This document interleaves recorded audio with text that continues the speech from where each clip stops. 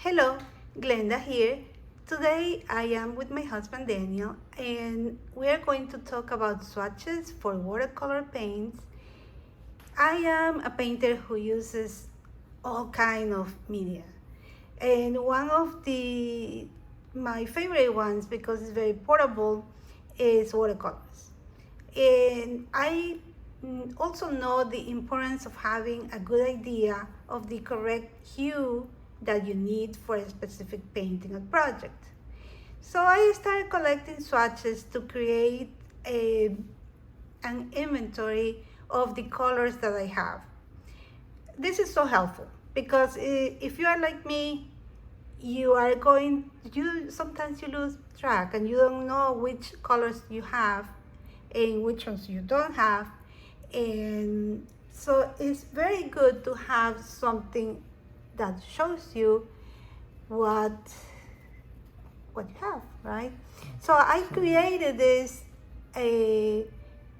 templates. So what are we looking at here? So you have These are the swatches that I created. At the beginning, I was just drawing this. It was very tedious. I didn't enjoy that.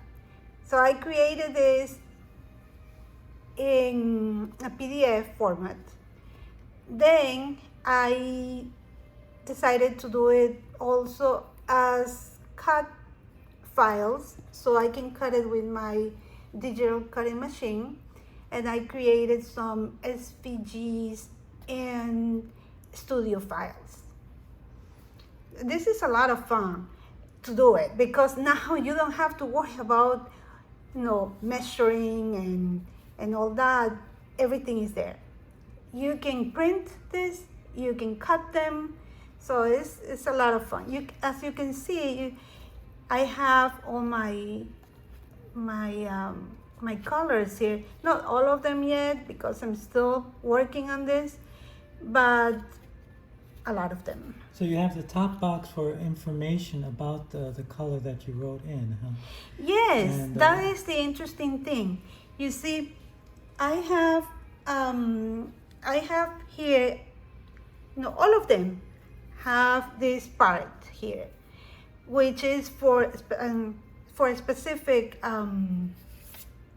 information. And here you can put the color name. Let me just use the smaller one. Actually, maybe it's better to show you how I did this. I used the bigger one, like this.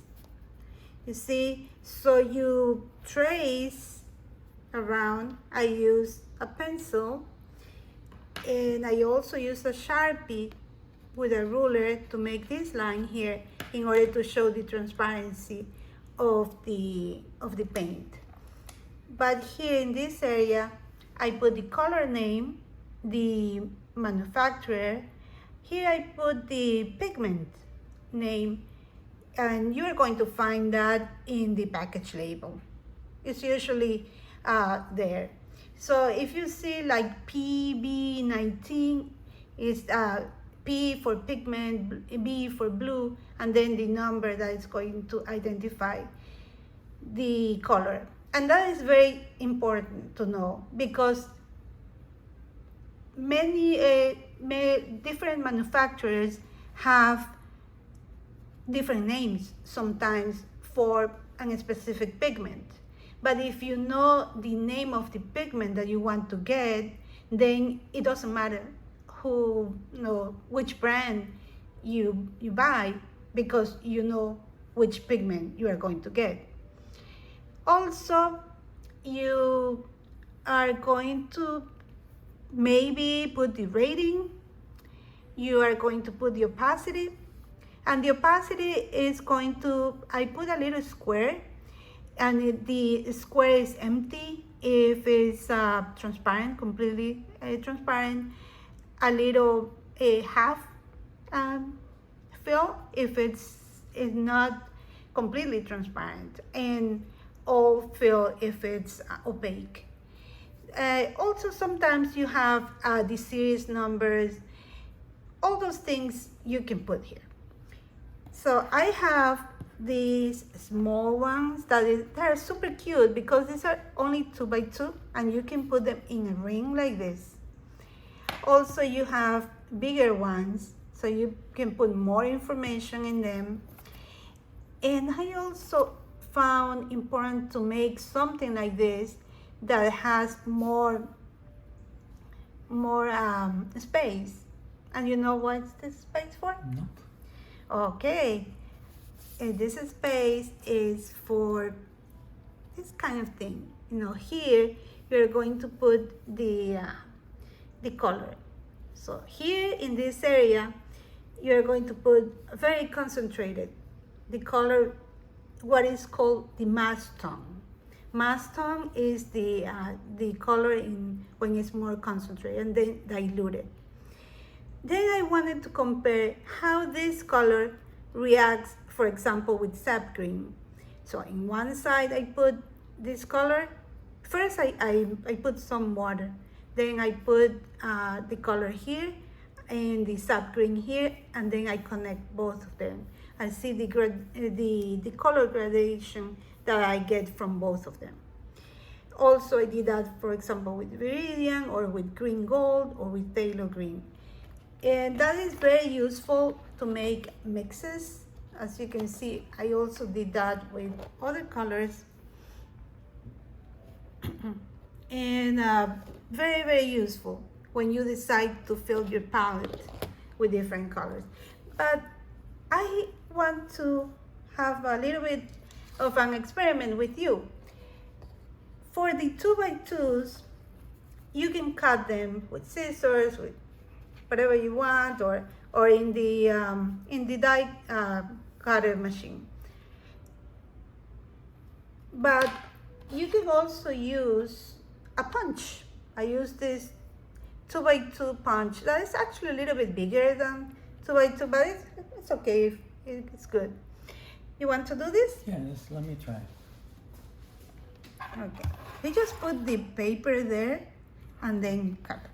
All right, so first I'm going to cut a square here. Oh, didn't go so well. It's okay. You just have to put, you never use a punch, don't you? You just have to put it like there that. We go. There you go. There, that's the perfect square there. All right.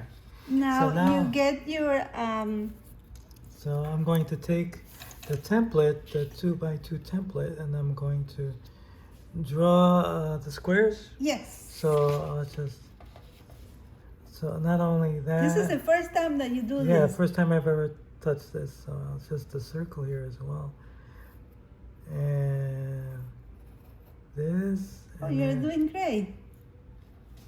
And then. Oh, wow. Oh, Oh, this is my first time. Okay, so there we it's go. okay. It's all right. Don't Yeah. worry. You can erase that.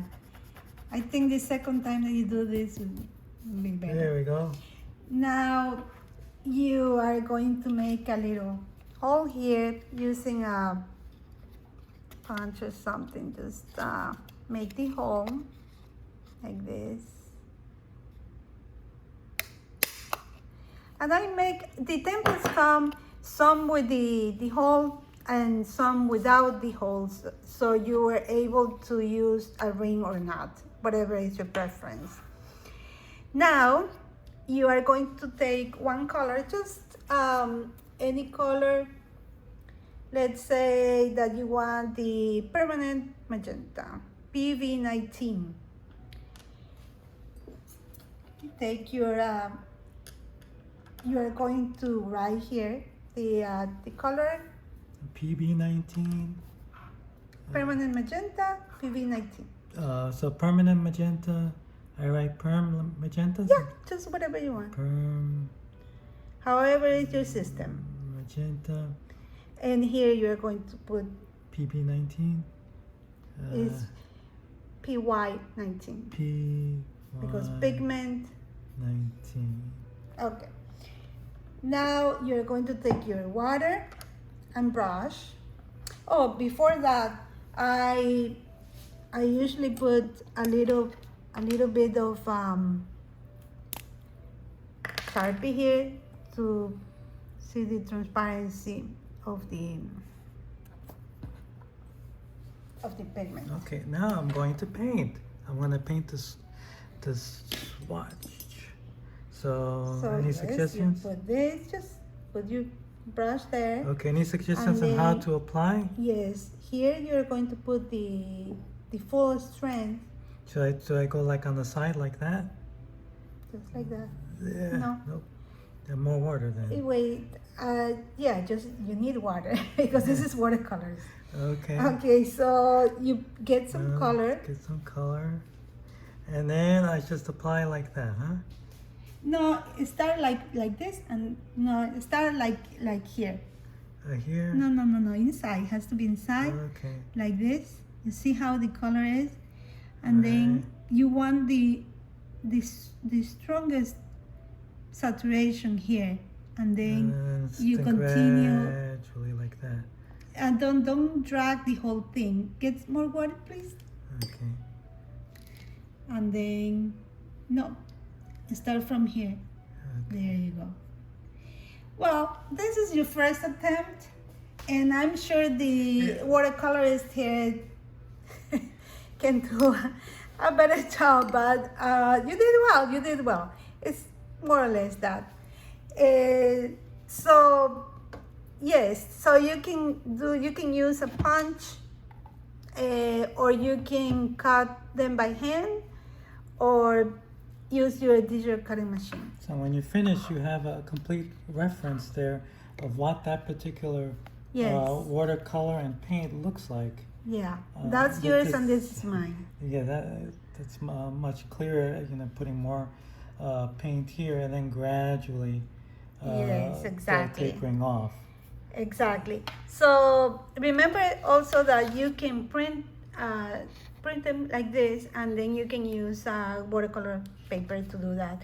But I prefer just to draw them like this, so I have a book as a reference.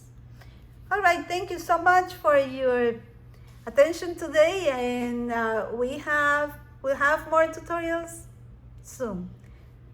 Bye. Bye.